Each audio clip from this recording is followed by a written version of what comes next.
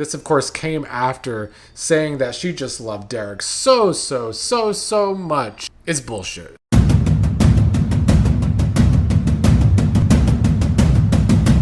What is up, fellow Beyond the Gates viewers? Here for my quick review of today's Friday episode of the show. And well, I would not call it a filler Friday because we at least had a cliffhanger, although the cliffhanger makes me question if it's actually going to be a good week next week or not. But it still was not the most engrossing episode because we had too much grieving Ashley still. I would say that was definitely the weakness with this episode. Again, similar to yesterday. Let's start with Vanessa listening in to Tomas and Kat talking about Leah and how maybe Leah knew Lynette was in town and Leah's the one that off Lynette. Vanessa was asking them about their theories. Vanessa was saying that Kat should keep her investigating to the experts and that she's doing a lot of speculation, which she was. Kat was not necessarily right about her speculation here. But these scenes only got interesting when Deanna arrived, and she arrived to hear her trash mother talking about her like she's an embarrassment.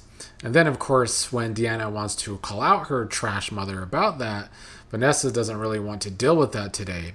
She leaves not wanting to have this conversation with Deanna because Deanna just thinks that Vanessa doesn't believe anything she says, and that's why she's getting so frustrated with Vanessa. And so Vanessa ran away from her problems here.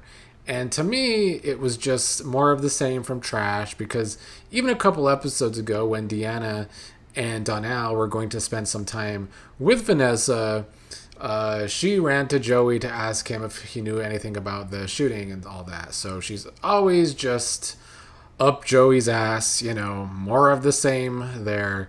Kat wanted some alone time with Deanna and sent Tomas away. And Kat talked about how she knows how it is to have her family falling apart because of an outsider. Kat says that she was made out to be the villain for calling out the truth about Eva, and was also judging her mom for being with two guys at once. Kat was not taking her own advice, telling Deanna that maybe she should protect her peace and not push Vanessa away. Vanessa, meanwhile, went to Nicole to rant, or should I say Nicole to rant, because why not? We have these two commiserating about their children. Honestly, just two not very good mothers. Now, Vanessa's way worse than Nicole, but Nicole has not been a good mother to Kat on this show. Let's call it what it is. Vanessa was ranting to Nicole about Deanna, saying that Deanna just can't get over Joey, saying that Deanna is stubborn, it's not Joey's fault. She wishes Deanna was more like Kat. Nicole says she had to check Kat about her dating two guys thing. I don't remember Nicole checking Kat that much. I do remember they had scenes about it, though. But honestly, even Nicole's verbiage here that she had to check her daughter about her two men, I don't know. These two, maybe they do deserve each other. Trash is a bad friend to Nicole, but maybe Nicole deserves it. Donnell, meanwhile, did have some more bass in his voice, and his balls dropped, like I said yesterday, as he was questioning Joey again. Joey doesn't blame Donnell for being suspicious of Joey, but Joey says he would do nothing to hurt Vanessa. Donnell was saying that a man like Joey wouldn't have pulled the trigger himself and somebody else would have done it, just like at the shootout last night. Joey says that Donnell and Deanna are very much mistaken. He only runs this legal gambling casino. Donnell says it's a front. Joey says Donnell and Deanna will have to accept that he is in Vanessa's life now. Donnell says he won't be like Deanna with his mom and cause a rift between him and his mom, but he's not going to force Vanessa to pick sides like Deanna wants to, but he's not done asking Joey questions. He wants to know who Joey really is. So Joey did his usual dad story, which is what he does to try and make people feel sorry for him, I guess. Of course it worked on Trash because she's just so dumb. Donnell kept going, though, at Joey, Joey said that Deanna's hatred for him must be rubbing off on Donnell. Joey told Donnell that he loves Vanessa and he would lay down his life for Vanessa. And Donnell, however, wants to revisit the night that his dad died. Donnell says Deanna has made him think twice, even about things he made peace with, like his father, and there's something about Joey and this place that keeps bringing him back. He again asked Joey if he had something to do with his father's death. Meanwhile, at the country club, Deanna hears her name and turns around to see Doug. That is our cliffhanger. We get a cliffhanger, but it didn't feel real. It feels like a fantasy. And I don't know why this show is obsessed with fantasies, because they've pissed off the audience with fantasies in the past. And I think this would be even bigger and piss us off even more. So unfortunately, my excitement that Doug might be alive is kind of like a wet blanket being thrown over it. Maybe they'll surprise me. Maybe he actually will be alive, but I think it will be a vision of hers. I think it was Bobby Wobby in the chat during the watch along who said maybe Deanna's a drug user and she's hallucinating. I could see them going down that route, but if that is the route they're going, it's just a way for the writers to stall this already not so good storyline that has been terrible to watch. But that's what I would expect from these writers. And frankly, this kind of stuff shows how bad the writing has fallen on this show, because we as an audience are questioning if it's real or not, knowing that if it's not real, it's going to disappoint us. But it shows us that we no longer trust the writing on this show, so we're expecting the worst. I think that's a big problem. The rest of the show was not very good. Shanice and Ted were together. Shanice has been throwing herself into work, so Ted got Nicole to talk to Shanice about Derek's death. Shanice and Derek were friends, so she is trying to find a way to grieve. Then Anita and Vernon came to complain about Leah making the hospital look bad and making things hard for the board members. Anita and Vernon ended up having a sit down with Ted, letting Ted know that they want Monica, Shanice's aunt, to be the new chief of staff. But Ted wanted to throw Nicole's name into the ring to maybe be the new chief of staff, even though the optics wouldn't look so great if Vernon and Anita go into the board to prop up their own daughter.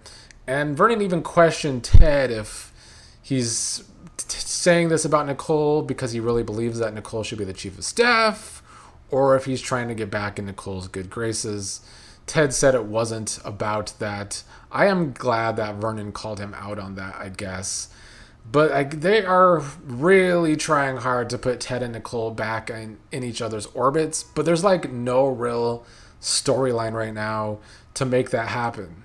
Like, it's still the same old foolish Ted that we've been seeing since last May. It's been a year of Ted being a clown, and yet why would we want to root for Ted and Nicole to be together?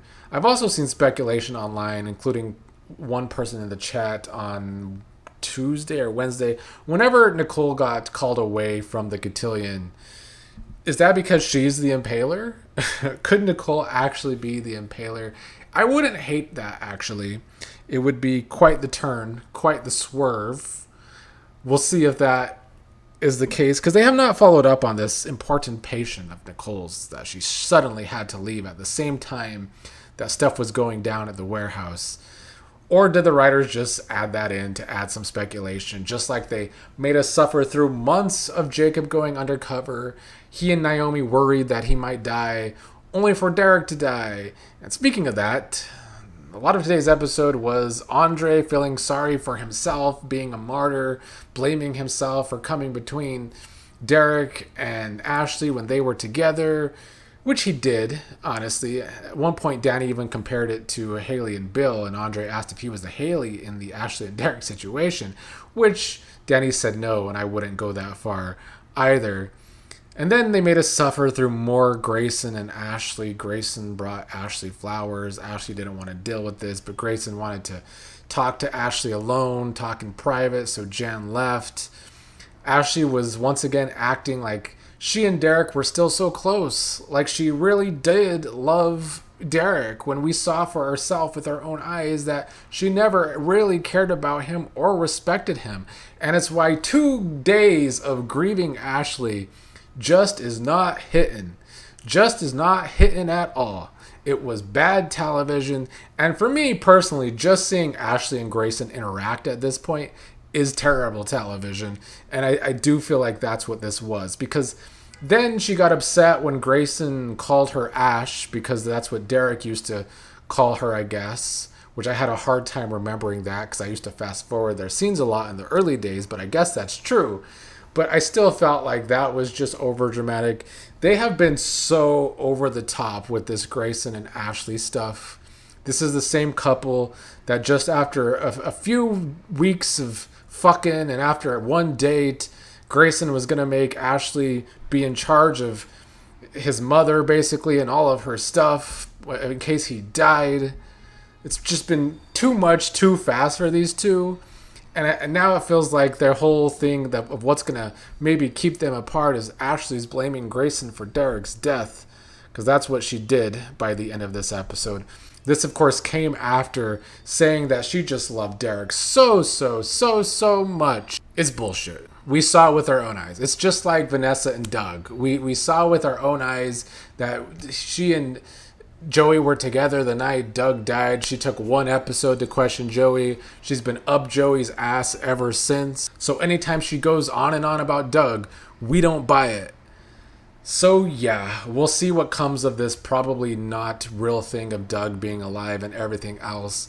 As I was complaining about in my watch along, I would have rather have had a follow-up to Jessica and Tyrell than a lot of the stuff we've gotten over these past 2 episodes.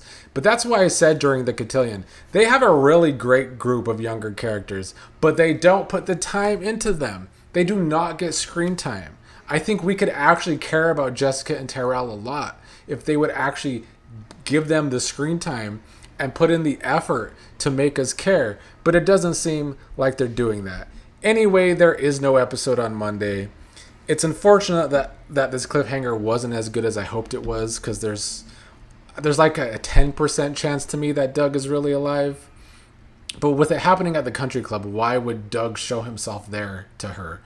It's not making sense. So it's probably a vision, a ghost, a hallucination, like Bobby Wobby said. Maybe she's on drugs.